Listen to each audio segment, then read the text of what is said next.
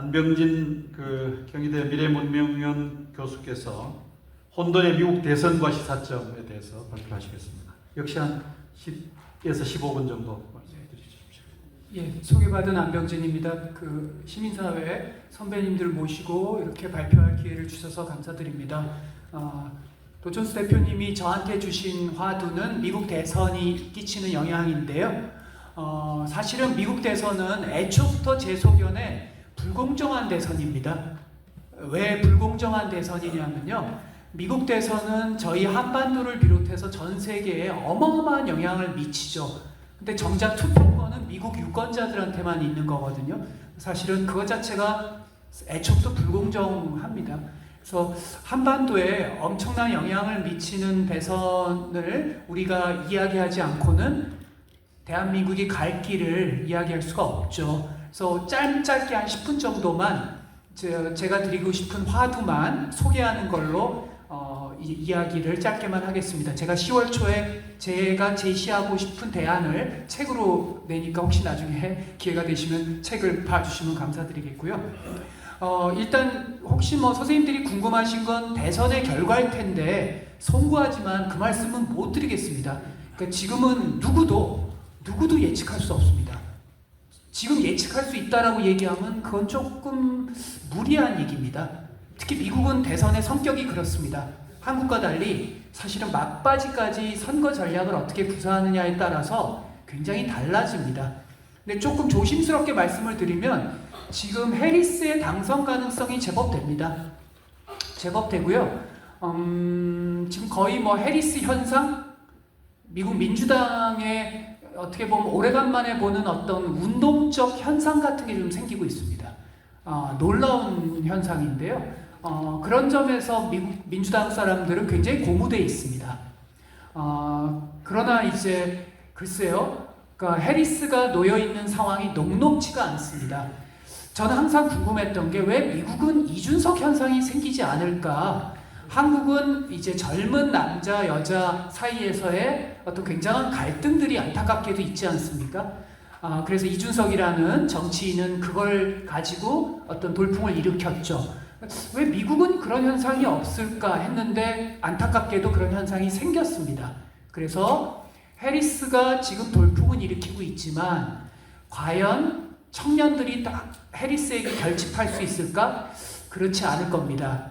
그리고 30대, 40대 남자들도 생각보다 해리스에게 지금 표를 많이 주고 있지는 않습니다.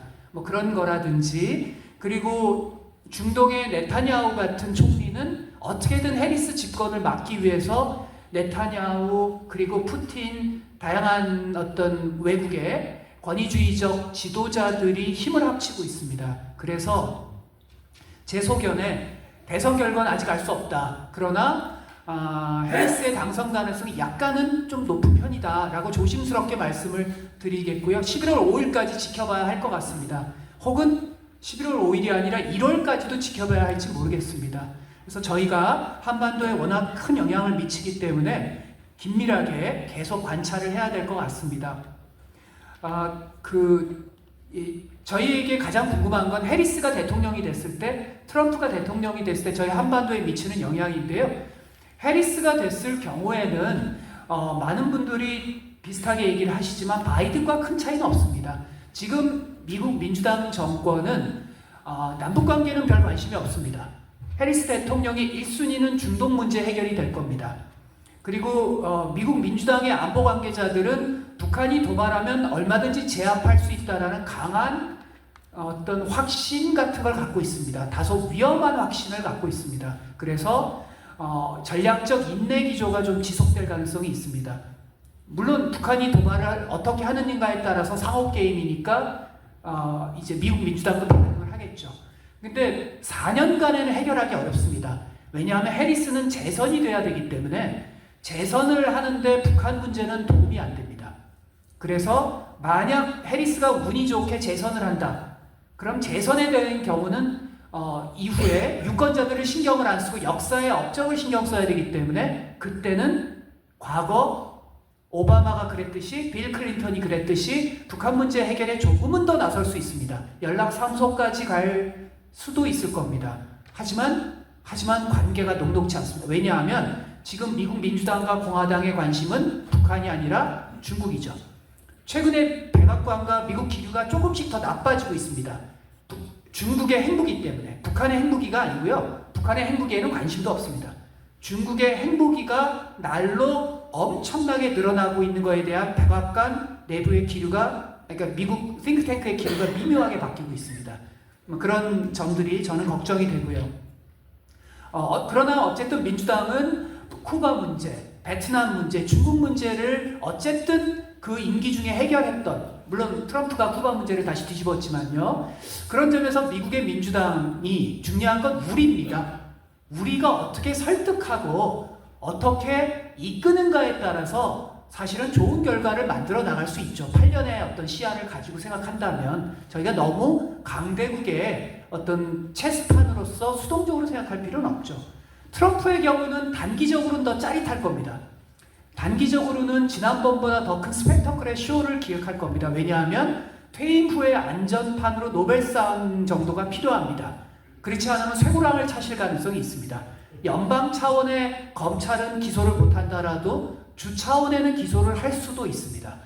그래서 트럼프는 아마 그리고 딸과 사위 아들들에게 물려줘야 되는 봉건적 사고방식을 갖고 있는 사람입니다.